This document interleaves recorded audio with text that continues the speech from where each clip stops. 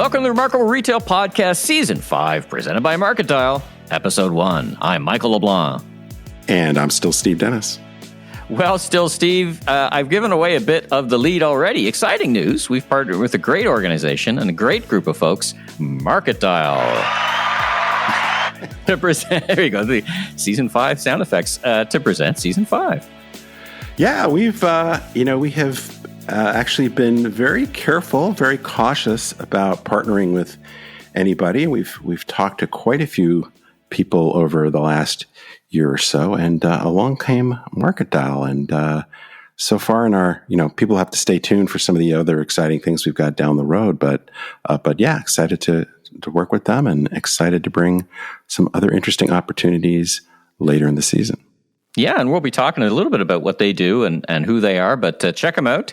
We'll be talking about them, as I said, later in the season. Now, great episode coming up. We kick off with Panache. We've got Seth Godin back on the mic, and he's going to be talking about, and we'll be talking with him about the Carbon Almanac, his latest book, probably in one very important way, one of the most important episodes of our show. I mean, we're talking about one of the most important, if not the most important, issues of our lives, which is the climate and how it connects to everything, and what we do bring it down to what role retailers can play, which is actually quite important. But it's a very good, very insightful episode, so folks can really look forward to that. And Seth, he's been on the podcast before, so it was a great discussion. Yeah.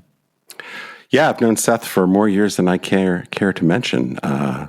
So it's a number that begins with 4. And there are 2 places to it. So, but yeah, this is a little, always good to hear Seth's perspective. A little bit different episode for us in some respects, because we're taking on a much bigger picture issue. But as you said, an incredibly important one. And what Seth and his team, because it's really not a Seth book per se, it's really this project, this movement that he started. So I think people will really enjoy it, learn a lot, and hopefully be motivated to take action, whether it's within their company or their personal lives. Well, and you and I have been off the mic for a while, so there's been, let's get to our usual format. We're talking about the retail news, and of course, there's been a lot of news that's happened since our last episode, so we don't want to kind of rehash history a little bit, but we did think about taking on some of the key things, and I guess I wanted to start at the macro level, and then we'll get to kind of more the micro level, so to speak, with actually some of the retail events. But at the macro level, how are you feeling about all the moving parts of the economy? What are you thinking about? And you've had time to think and digest as you listen. I guess where the hint is, we started our trailer with "Buckle up, Buttercup." Things aren't, there's some economic headwinds and things are going to get more difficult. How are you thinking about that? It's funny because I've gotten a lot of feedback on the "Buckle up, Buttercup" thing. Some people are, huh? Other people are, really? Other folks think it's great. So anyway, it's what we chose to do. Take it or leave it. But yeah, I think part of the reason we've emphasized that is, I'm getting pretty nervous. If you look at what we've learned, particularly across the last few weeks, just a couple of quick things I'll mention. Number one, we've got U.S. consumer confidence at a 70-year low, while, as many people have pointed out, consumers' balance sheets in most countries are gotten stronger during COVID, largely because of stimulus payments and not spending as much money. So consumer credit balances went down. People's cash reserves went up. The stock market, real estate has done well. So consumer balance sheets are generally pretty strong. But we've seen a lot of evidence that they're starting to weaken. That there was one report about Americans tapping into their savings because of all the inflation. I mean, it's interesting because I see that as, and we've been talking about this in different ways, as kind of not pent-up demand, but savings are there to be spent, so to speak, at some point. Like, I didn't spend it before, but I'm going to spend it later. So I didn't necessarily correlate that with bad news. In other words, it felt like the quick take headlines in the news was, Americans tapping into their savings. Well, of course, that's what savings are for. You're going to tap in and buy stuff because. I mean, the good news is we're starting from a high water point, right? So it's not. I don't think there's this sort of impending immediate doom from this. But when you continue to see inflation at very high rates, we're recording this on Friday. This morning, U.S. job report was, very strong job growth, which you would think on the one hand is great news, right? On the other hand, it points to continuing tightness in the labor market, and obviously high labor cost will tend to push prices up. So I think it's a scenario where even if inflation moderates a bit, it's likely to be with us for a significant period of time. And that's just got to put pressure on spending. And we're already, just particularly in the last few weeks, seeing many more signs of slowing retail demand. We've had Meta, for example, told their staff to prepare for fierce headwinds. So we've had a lot of retail leaders pointing to a lot of concerns about the demand. Kohl's, which I think we'll talk about in another context in a second, they revised their outlook downward. RH, which is one of our favorite brands to talk about, one of the best performers in retail over the last several years, they took their forecast down, saying that they believe the next several quarters were going to be extremely challenging. In the buy now, pay later space, Klarna, one of the leaders there, they've been pointing to challenge. Well, their business has not been profitable, but pointing to challenges they foresee. They've raised money at a significantly lower valuation. So there's just a lot of signs, I think, of these inflationary pressures tending to tamp down demand. And on top of that, as we've touched on, a lot of these retailers that did so well kind of got the COVID bump, so to speak. There are a lot of the retailers that are now saying, whether it's Peloton or Best Buy or whatever, saying, actually things are going to be pretty tough for a while because we pulled forward all this demand. Right. So a lot of storm clouds. But don't you think the language is funny? It's going to be tough. Of all the executives I talked to, they were expecting this to happen. Like, we knew the party wasn't going to last forever.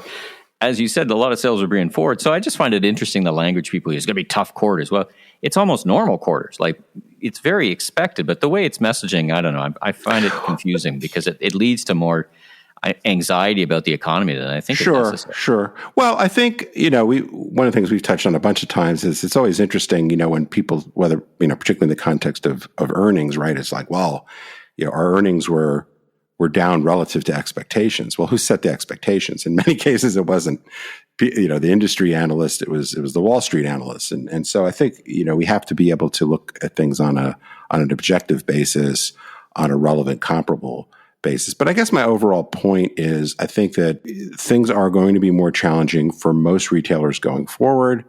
I think if you serve the affluent customer, that's inflationary pressures aren't as significant there. But we continue to see, it's really sort of a tale of two cities because on the one hand we definitely see some of these very specific challenges already. We've got reports of as we've touched on, I think probably in the last episode of last season, these inventories being very bloated. So there's a lot of concerns about retailers working through all this inventory they have, and more arriving on the dock. Right. The supply chain thing's still not sorted out.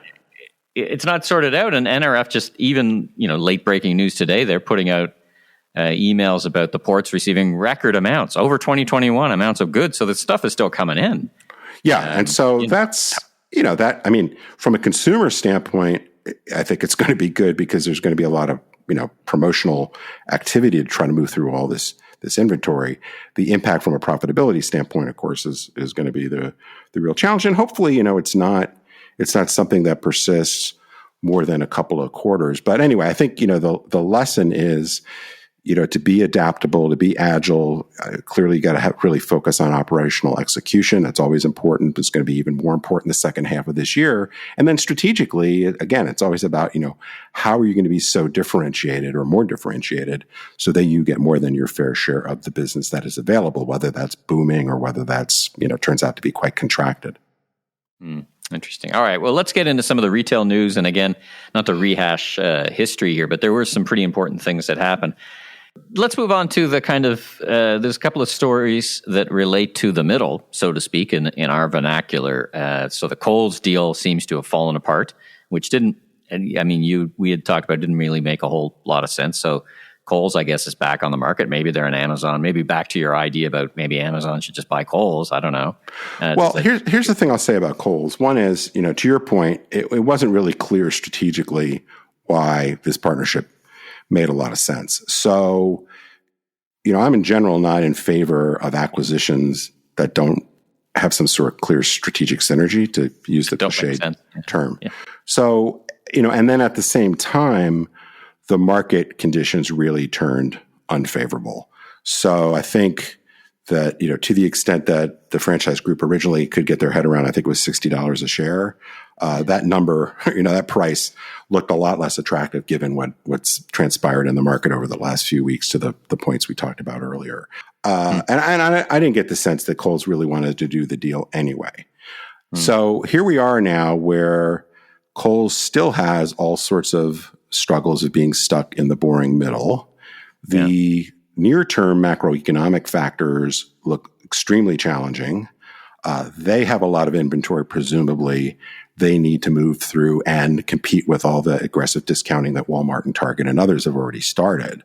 So this is going to be a pretty rough road for them. They have a decent balance sheet, so I don't think there's any real crisis. But I think, number one, how compelling is their turnaround strategy? And I would say not very. So my question still comes back to, if they're going to operate on their own, what is the case for any kind of turnaround? I don't see it.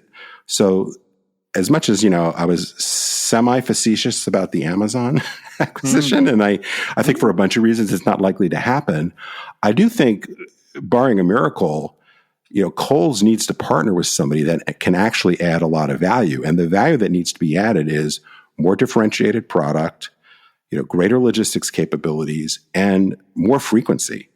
That's the other challenge with apparel retailers. There's so much competition, and, the average customer goes there 4 times a year.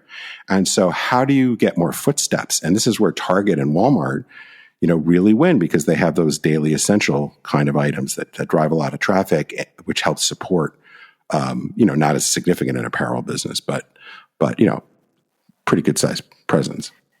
We should probably talk for a minute about Bed Bath & Beyond now. It's not new news that there's leadership changes. My question to you is, because perhaps that leadership, tried to turn around that ship during the pandemic and supply chain challenges or whatever.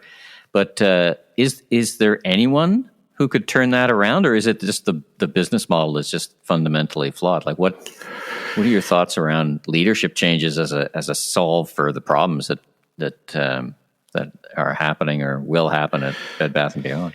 I mean, I guess my simple answer is, I don't know. I mean, it's one of the things we're going to get into in next week's episode of the challenges in this kind of undifferentiated middle, and how convenience has evolved over the last few years. And, Bed Bath & Beyond was one of these category killers that for a time was able to take a lot of business away from both the mall-based stores as well as the mom and pops, as well as, drugstores and other kinds of things. But this idea that you're going to have a lot of stuff in big stores with lots of locations in a world where not only do you have much better physical retail competition, but you've got the internet. I mean, it's a very, very challenging position. I think what Mark was trying to do in terms of upping the differentiation, having more private brands. So, reasons to go to Bed Bath & Beyond specifically, products to not be so readily shopped, on Amazon and Walmart and other places. I think that was well intentioned. Whether, he did it too quickly, whether that was going to be enough to really make a difference given the way the world is today.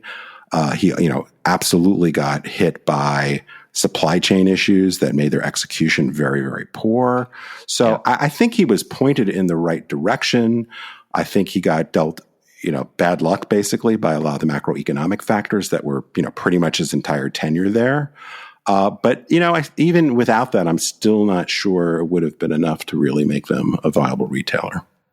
I guess let's close on this. There's been other leadership changes at other retailers. So I guess the overall, circling all the way back to the beginning of these macro challenges, there's a lot of changes happening and more demands being made. So do you see this next period as one of a bit of turmoil in the retail industry in a different way? Well, I think anytime you get the overall economy slowing down, what's that thing that Warren Buffett said when you only know who's been swimming naked when the tide goes out? So, there's often times where retailers do, like you think about some of these retailers that got the COVID bump, like some of them weren't necessarily truly remarkable retailers with unbelievable execution, right? They got handed a gift. Whereas other retailers that were, very strong retailers, very well managed, got hit very, very hard because the categories were disadvantaged. So I think as we enter into this broader challenge, it's going to lay bare where certain management teams are not doing what they need to. The other piece is, I think, the patience with certain kinds of retailers is just going to run out because, if you look at, and I'm not making any predictions, but if you look at, Bed Bath & Beyond, you look at Kohl's, you look at JCPenney, right? These are brands that have been struggling for a long time. And I think some investors, whether it's activist investors or the boards of these companies, are going to be like, okay, we've been at this a long time and you haven't moved the dial. And I would say the same thing about, in a different context, about some of these digitally native brands. Like, okay, we're 12, 13 years into this thing. When are we going to show some profitability? So I think we'll see a lot of leadership changes in the DNVBs over the next 6 months, and perhaps some of these kind of stalled turnarounds as well. All right. Well, lots to talk about coming up in our season, of course, and we'll continue right through till the end of the year. But for now, let's get to our first interview of the new season. Seth Godin talking about the Carbon Almanac. Seth Godin, welcome to the Remarkable Retail podcast. Oh, it's such a delight to talk to you guys again. How are you doing? I'm good. I should say welcome back. This is your second time back on our podcast. So second time we are graced with your virtual presence. And of course, I'm here with the one and only Steve Dennis. Steve, how are you? I'm doing all right, Michael. Now, typically when we have guests on, we do a bit of an introduction, but Seth, you do fall in that category of needs no introduction. But I think it is worthwhile to make sure that we connect, that you and Steve know each other. So, how did you meet? Mr. Dennis, and how are you two guys connected? Steve and I were both hired on the same day to fill the same job, and we showed up at the office. A very high-paying job, I might add. High-paying job. We made $40 a week running the largest student-run business in America. And it changed my life. And we were an extraordinary duo. We danced together for over a year. And he was best man at my wedding. That was a few years ago. That was at least a few years ago. And you guys have stayed in touch. And then that kind of brings us around to what we're here to talk about today, which is your latest venture, the Carbon Almanac. So, Seth, let's just jump right in. Tell us, what is the Carbon Almanac project all about? I think it's better to know.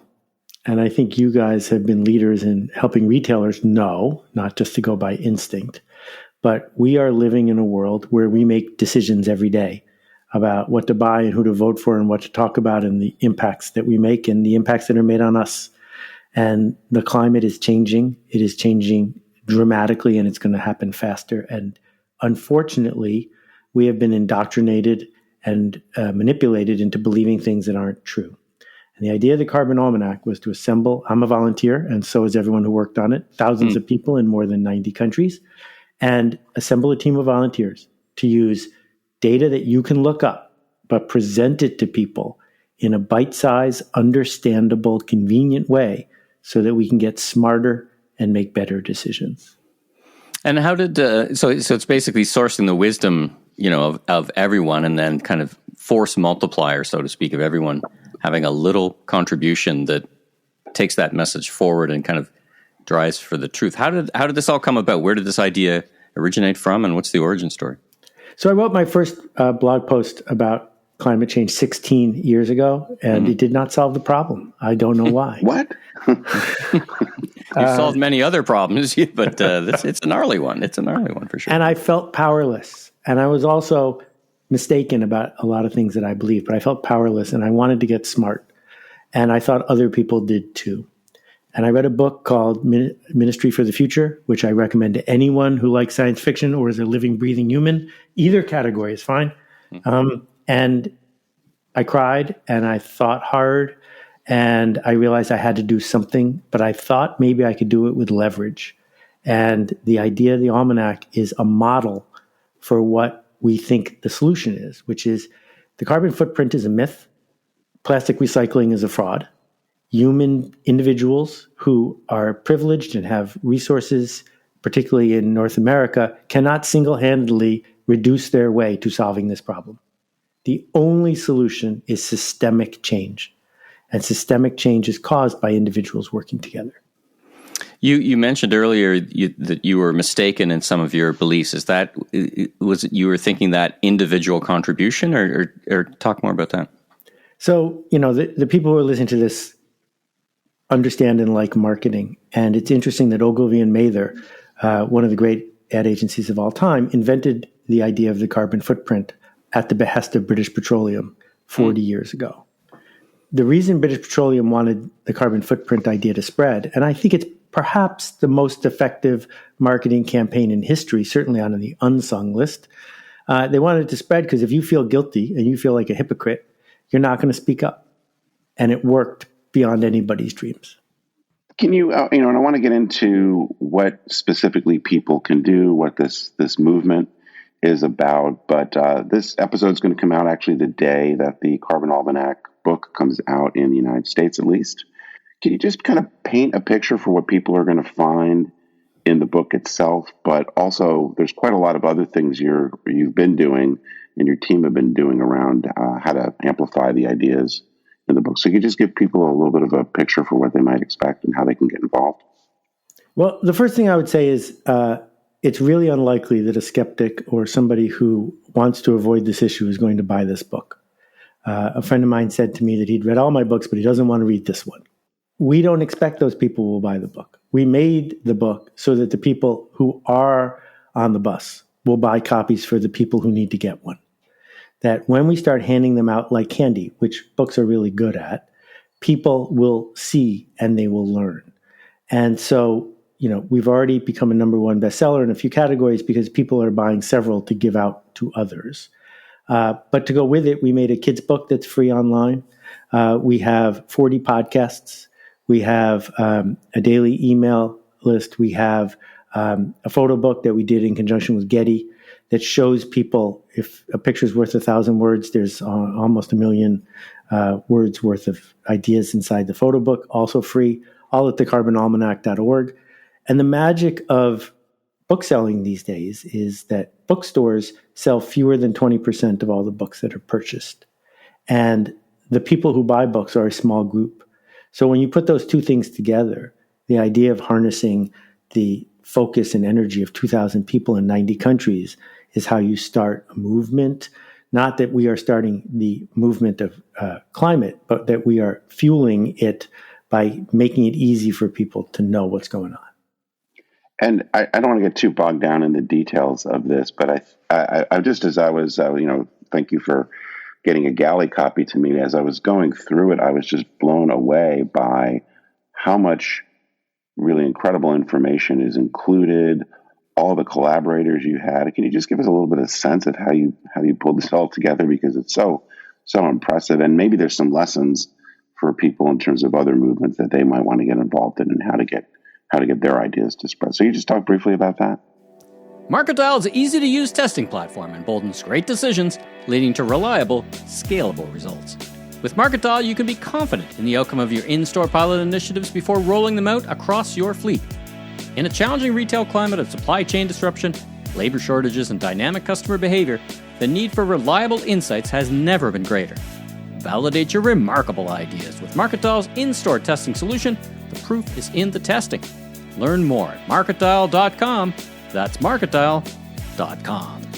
So here's part of the magic of tech. And again, back to bringing this grounded to retailers, because retailers generally need to defend real estate because your rent and the people in the building are a significant part of your fixed costs. But if you don't have real estate, and that's where retail is moving, the alacrity and the flexibility you have goes through the roof. So on September 14th, give or take, I woke up in the morning, decided to do this. By 10 a.m., I had the domains. By 11 a.m., I had begun to customize a Discourse discussion board, which is open source software that enables people to come together in community. And I invited 4 people who I knew to help me with this in the afternoon. The next morning, I invited a whole bunch of people to apply to be part of it. And by the next day, we had about 100 people in the discourse engaging with each other. By October, we were doing thousands of posts back and forth per day. And by November, we were writing articles. We wrote a 97,000-word book as a team, edited it and designed it, all volunteers, and finished it a day ahead of schedule on February 27th. I have read more than 50,000 of the posts online. Many of us have volunteered to do this full-time because it's important. But the lesson here is you can organize people if you are helping them go to where they want to go. But you cannot push people to do something they don't want to do. It's been a long-standing issue, if I can call it that, in understanding or taking action on the climate, what people say and what they do. We continue to see, for example, even in our category, there's a fast fashion retailer that is the number one downloaded app in America right now. Yet when you talk to people, they're very concerned about the impacts of the climate. How do we start to square that circle? Or is this what this book is all about? Is, the actions you take are important, even the small ones. But you're trying to get to something bigger, right? Be even bigger than that, even bigger than beyond that behavior, yeah? Oh, for sure. Carbon footprint thinking is don't buy so much stuff at Zara. That's a trap. It's not going to solve the problem. Human beings want convenience, and they want what they want. What will change the system is human beings coming together to create the conditions where it's harder to do what Zara does, and Zara will do something different. Because the magic of the market is it responds to conditions. So fast fashion, for example, is responsible for 8%, between 6 and 8% of all of the change in our climate, all the carbon that is released. It's an astonishingly large number. And that didn't used to be true. Well, what enabled it to be true? Things like container ships, things like cheap inter-ocean travel, and lots of corporate and retail decisions along the way where every person who made a decision wasn't an evil James Bond villain. Right. They were just doing what they thought would work. And the story I've been telling recently, there's a company that makes yoga mats called Godin, and they're almost certainly well-intentioned, good people. They're in the yoga business, for God's sake. And to go with your yoga mat, you need yoga blocks. Yoga blocks are made out of foam. Foam is made out of oil. It's really hard to imagine making a yoga block out of much of anything else. But if you buy a set of these yoga blocks, they come shrink-wrapped in plastic. And the plastic is belly banded in plastic. And the belly band, a thick plastic belly band, around the shrink-wrapped plastic foam blocks is in a plastic bag. And I reached out to the CEO and I'm like, what's this about? You don't need to do this. It's already plastic. And he told me that if he didn't do that, the retailers wouldn't take the product, and neither would Amazon. And if I contacted the retailers, they would say, well, we have to do that because it's more convenient for our customers and it's more convenient for our supply chain. If we didn't do that, we'd probably have to charge more and we'd sell less and then we go out of business. So here we have a system. Saying to someone, please don't buy yoga blocks isn't the answer. The answer is to create a different system where yoga blocks don't come wrapped in plastic. And that will happen when plastic is priced fairly. Because right now it's subsidized by all of us as opposed to the actual price of plastic being built into the cost of the plastic. Do you see a role for government? So here we're recording this a bit earlier or late in June. The Canadian government has just banned many types of single-use plastics by the end of the year. Of course, there's a hue and cry, how am I ever going to serve soup without it kind of thing. But is there a role for government, or is the role more of the people that make up the government in your mind? Well, so, we've given government this name with a capital G, but all government is, when it's working properly, is community action. And I don't think any of us want to live in a world where there isn't a civil society, where the water that comes out of the tap may or may not be clean, where there are no rules. We like the rules we have. We only freak out when there are new ones. if we go back to 1967, when a car has no seatbelts and is running on leaded gas, I think we're all glad that that shift happened. And community action is sometimes called government. What we need to do is figure out how to price carbon fairly. Government's going to do that. They're not going to do it to enrich themselves. They're going to do it so that the people who aren't profligate users of carbon won't suffer. And that's most of us. I don't think a private jet from here to London should cost $60,000. The fair price is $300,000 because that's how much it's costing all of us. If we charge people the fair price and give the money that the people who want to do that are paying for it, give that money directly to everyone who isn't doing it, people will start making smarter decisions about what to buy. You're effectively, as I listen to it, talking about economic rents from an economic perspective, right? Those things that are behind the cost of goods that are not reflected in the cost of goods, but are impacted somewhere, somehow, some way, like you're flying the private jet to Europe example, right? Yeah, I mean, I live right near New York City. And for 100 years, beginning in the 1800s, if you needed to urinate, you just peed in the river. And if you had effluent, you just dumped it in the river. And it took them a while to figure out it was killing all the oysters and then killing some of the people. And so now you just don't pee in the river. It's not allowed. It's not that we say to people, please, please, please don't pee in the river. Pee in the river a little less. You just don't pee in the river. And what we have discovered is the river is bigger than we thought. What we've discovered is that doing something in Texas affects people in Pakistan, where the temperature yesterday was 126 degrees Fahrenheit. It turns out that at 134 degrees Fahrenheit, a human being will die. At 134 degrees Fahrenheit, a human being outdoors for 1 hour, even in the shade, will die. And what we are doing is taking one part of the world after another and making it uninhabitable. And the thing is, there's only one planet in the known universe where we can live. So, Seth, are there, this whole issue of economic rents or externalities, certainly well known. I mean, I remember studying that way back when we were in college together. Are there good examples? Are there models to follow of what has happened in other countries that perhaps we could look to? Well, I think that the first model I would start with is Patagonia. Because if you're a brand, if you're a retailer, you're either going to be behind this issue or you're going to be ahead of it. And what we can see is that merchants that choose to continue to be ahead of it seem to outperform. Because the kind of customer that responds to this is the kind of customer that you want. That if you want to be a store selling average stuff to average people, you're going to have to stay in the middle and you're always going to be under price pressure. But if you're a store that organizes people, stands for people, and creates a mindset where you will benefit from these sorts of thoughtful exchanges about climate, you will come out ahead. Eileen Fisher just did a partnership with us, and they're going to be distributing thousands of copies of the Almanac to their customers because they understand at some level that they're humans, but also that the Eileen Fisher customer, the more that they know about this, the better it is for Eileen Fisher. Well, I tend to agree with you, but just to be devil's advocate, or just to, I guess, bring up a counterpoint, when you think about e-commerce in particular, there's a lot of wasted packaging and so forth, just, in the shipping of all that product around.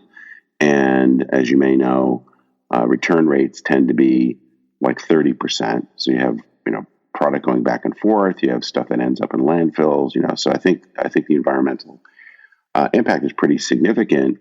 Amazon, not to pick on them, but I will sort of pick on them, is about 40% of the e-commerce market. So, there's a company that has the ability, arguably anyway, to do some really different things. But, the customer seems to like the low prices. The customer seems to like the incredible convenience. So how do you break a logjam like that? Because I don't know that Amazon is suddenly going to take on this, outside of government regulation, or is going to take sort of the Patagonia or the Eileen Fisher route. So you're absolutely correct that we cannot, as a culture, keep buying stuff and returning stuff by truck the way that we have been doing it. My point is that Amazon can't fix this problem, but if Amazon starts leading on this problem, they will be ready when carbon is priced correctly. So, for example, their investment in Rivian, the idea of shifting the way they do the trucks, their idea of having fulfillment centers closer, the idea of figuring out ways to bundle when people get stuff, none of this will solve the problem, because the problem still comes down to there is a coal plant somewhere in the United States or China or Vietnam that is powering something that is using plastic to create more convenience for people that's going to end up in a landfill. Until we address that, we're going to have a really big problem. So what I'm arguing here is it's going to take systemic change. That only happens when human beings speak up. It is possible to run and get elected without mentioning climate in the United States. That should become impossible. It should be the first thing you have to talk about in whatever jurisdiction you are in. That what we are seeing is mayors are getting the memo and they are starting to take action. And yet, there are cities like Miami that are going to be underwater in 10 years that are pretending they're not going to be. And what I see as a citizen and a human is it's because we're not talking about it. And this book isn't going to solve that problem all by itself, but it's a brick in the wall. It's one more thing to give you the confidence to talk about it. Yeah, it strikes me. I certainly agree. It strikes me that human beings don't seem to be wired very well to deal with these longer term issues, things that aren't, though you could certainly make the argument, as Michael was, that we're starting to see pretty clearly a lot of the impacts of climate change, right now. But this idea that, Miami's going to be underwater in 10 years' time, somehow or other, that doesn't seem to create the sense of urgency that you think it might. So this is consumer psychology, I guess, as much as some of these other things. As Michael alluded to, we're recording this a little bit ahead of the release date of the book, but as you mentioned, you got a lot of stuff going on. What's sort of next? Obviously the book's already gaining traction even before it's out. People are getting engaged with this movement. Where do you hope it will go next? Are there any other sort of iterations of this on the horizon? So you know me, Steve, and you know that it is difficult for me to not have my fingers in the pie when it's sitting right in front of me. My discipline in doing this project was it is a we project and not a me project. That the kids' book I had nothing to do with, nothing. The game that they just published, I haven't even played. The idea is that this is not a Seth Godin project. This is a project by a whole bunch of people who are going to take this in a whole bunch of directions. And I know that my focus is how do I ensure that this thing gets to the right people who then begin to spread it? But the team's focus has been, we've got people in India, people in Macau, people in the Czech Republic. The guy in the Netherlands who led the Dutch translation, which already came out, is just unstoppable. And so what's next is all of us are going to figure out what's next. Well, it's really a fascinating effort. It's hard to think of a more important issue that the world is facing. Any other messages for retailers in terms of what they can be doing beyond looking at what Patagonia and some others have taken on as really a central part of their mission? I think that it's so tempting to greenwash, and I think it's going to come back to haunt you. I think that when people see that this Shell oil company says they're going to be carbon neutral because they're going to put a solar panel on a refinery, people are going to remember that. Shell is never going to be carbon neutral. They're in the business of being carbon negative. That's what they do for a living. So you as a retailer are in the convenience business. You are in the business of selling things to people who already have things just like the things you are selling them. No one goes clothes shopping naked. They already have clothes. So inherent in what you do is the fact that you are going to be making this problem worse. I get that. So I don't think you should claim that you are completely green. I think that we need to avoid the carbon footprint trap, but that what retailers can do is they can organize, they can connect people. You have been arguing this ever since you started talking about Omni and before, that a retailer that has the attention and connection of its customers will always outperform one whose motto is you can pick anyone and we're anyone. So if you're going to stand for something, I think you can begin by organizing your people. If you organize them, a lot of good things will happen. Well, I love that. And, thanks for putting this out in the world and organizing and getting people moving in this direction. It's the Carbon Almanac. People should go check it out, but more than checking out the book or signing up for the emails or any of the other things, they need to get into action. Any parting words of wisdom, Seth, before we let you go? Our subtitle is It's Not Too Late. It would have been more honest to say it's not too late, but it almost is. But it's not too late. And 10 people who need to read this, and I hope you'll share it with them. All right, well, we'll leave it there. Thanks very much again for joining us, Seth. What a pleasure. Be well, guys. If you like what you heard, please follow us on Apple, Spotify, or your favorite podcast platform so you can catch up with all our great interviews, like our discussion with Target SVP Nancy King on their innovative approach to harmonized retail. New episodes will show up each and every week, and be sure and tell your friends and colleagues in the retail industry all about us. And I'm Steve Dennis, author of the best-selling book, Remarkable Retail, How to Win and Keep Customers in the Age of Disruption. You can learn more about me, my consulting, and keynote speaking at stephenpdennis.com. And I'm Michael LeBlanc, producer and co-host of the Conversation with Commerce Next podcast, the voice of retail podcast, keynote speaker, and host of the all-new Last Request Barbecue cooking show on YouTube. You can learn even more about me on LinkedIn or meleblanc.co. Safe travels, everyone.